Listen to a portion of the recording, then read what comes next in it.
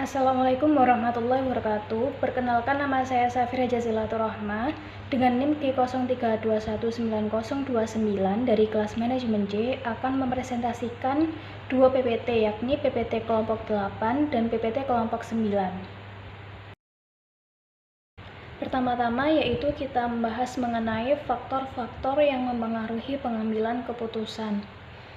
Keputusan atau pengambilan suatu keputusan itu dapat diartikan sebagai proses memilih salah satu alternatif di antara banyaknya alternatif. Dan terdapat dua faktor pengambilan keputusan, yakni faktor internal dan faktor eksternal. Faktor internal ini terdiri dari yang pertama yaitu kedudukan. Jabatan atau kedudukan seseorang dapat dilihat berdasarkan pangkatnya, apakah sebagai pimpinan atau bawahan, sehingga dapat ditentukan pantas atau tidaknya seseorang tersebut mengambil suatu keputusan. Karena jika pimpinan yang mengambil keputusan tersebut, tentunya ia telah berpengalaman. Yang kedua yaitu masalah. Masalah adalah hal yang menjadi penghalang untuk tercapainya tujuan yang merupakan penyimpangan dari hal-hal yang diharapkan atau direncanakan sehingga harus diselesaikan. Dan yang ketiga yaitu ada situasi. Adalah keseluruhan faktor dalam keadaan yang berkaitan satu sama lain dan secara bersama-sama memancarkan pengaruh terhadap kita dan apa yang hendak kita perbuat. Dan yang keempat yaitu pengaruh dari kelompok lain.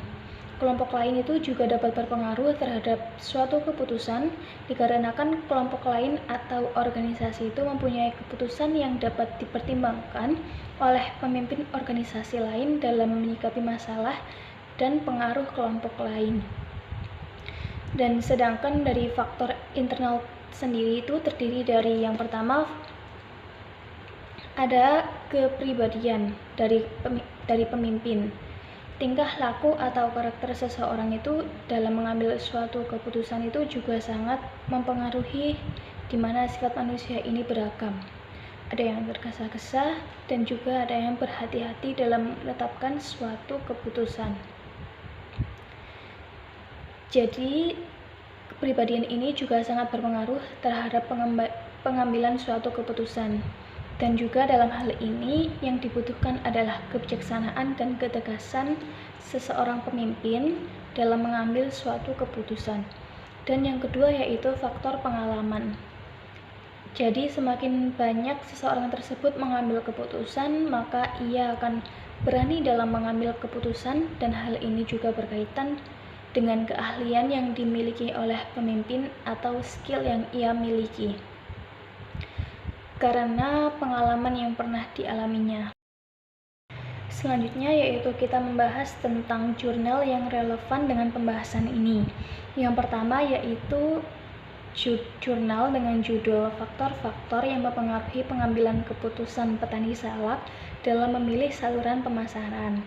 Jurnal ini itu membahas tentang bagaimana sih pola petani dalam mengambil pola keputusan untuk memilih saluran pemasaran salak dan menentukan faktor-faktor apa yang mempengaruhi pilihan mereka. Dalam penelitian ini, faktor-faktor yang menjadi penentu pilihan mereka adalah pengalaman berusaha tani atau secara praktikal dan secara struktural, serta adanya keseimbangan pengambilan keputusan antara pihak laki-laki dan pihak perempuan.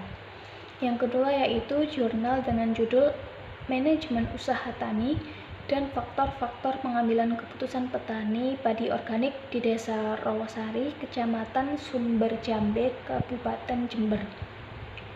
Jurnal ini itu membahas tentang faktor-faktor pengambilan keputusan petani dalam menerapkan usaha taninya, yakni berupa padi organik di kelompok tani. Dan faktor-faktor yang berpengaruh terhadap pengambilan keputusan petani padi organik ini adalah umur, pendidikan, serta pengalaman.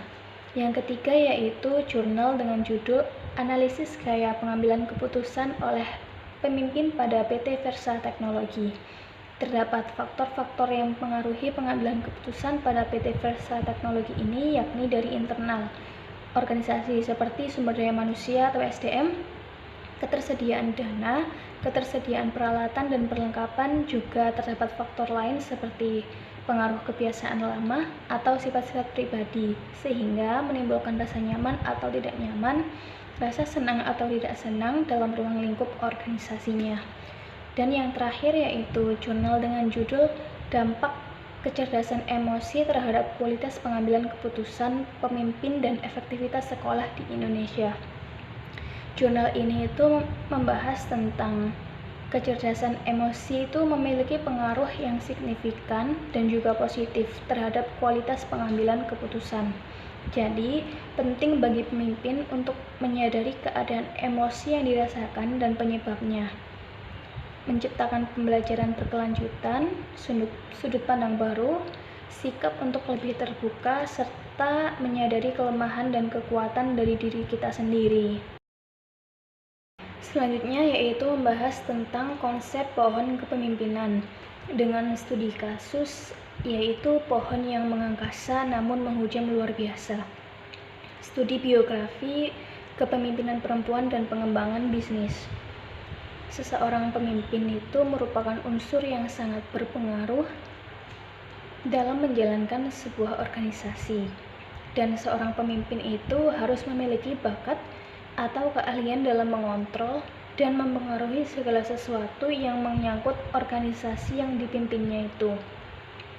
Dan menurut Kartono pada tahun 2011 itu menyatakan bahwa seseorang bisa mendapatkan kesuksesan menjadi pemimpin jika dia memiliki bakat menjadi seorang pemimpin, yang kemudian bakat tersebut tentunya akan diolah dan dikembangkan dengan motivasi dan pengalaman yang dapat menjadikan seseorang itu menjadi pemimpin yang sukses.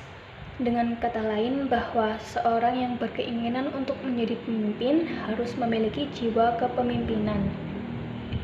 Dan berdasarkan survei, terdapat 255 perguruan tinggi swasta di Jawa Tengah, dan dari jumlah itu baru 3 PTS yang memiliki akreditasi A atau kategori unggul, dan 37 lainnya akreditasi B, dan terdapat 27 PTS berstatus terakreditasi. Selebihnya masih belum terakreditasi, dan dengan melihat kondisi ini perlu dilakukan perubahan secara radikal pada seluruh PTS di Jawa Tengah.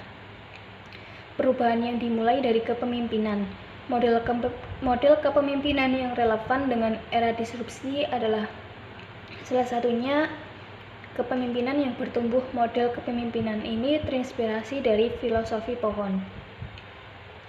Pada dasarnya, pendidikan itu diidamkan menjadi perangkat yang dapat meningkatkan kualitas sumber daya manusia. Dan hal itu tentunya sangat mendesak karena bangsa Indonesia juga menghadapi era kehidupan baru yang disebut dengan era disrupsi. Era tersebut itu membawa perubahan yang signifikan karena mampu mengubah cara manusia hidup. Selain itu juga cara beraktivitas dan terhubung. Tipe ideal seorang pemimpin yang baik itu yaitu seseorang yang memiliki karakter pelindung, peneduh, dan mengubah hal yang berbahaya menjadi hal yang bermanfaat, yakni memiliki maksud bahwa pemimpin memiliki peran pelindung saat anggotanya memiliki masalah, dan pemimpin menjadi peneduh dikala anggotanya mengalami berbagai macam tekanan dari pihak luar maupun pihak dalam, dan pemimpin dalam memberikan solusi dikala ada masalah yang dihadapi. Pemimpin yang memberikan kesegaran dan juga semangat bagi para pengikutnya, tentunya pengikutnya akan merasa senang.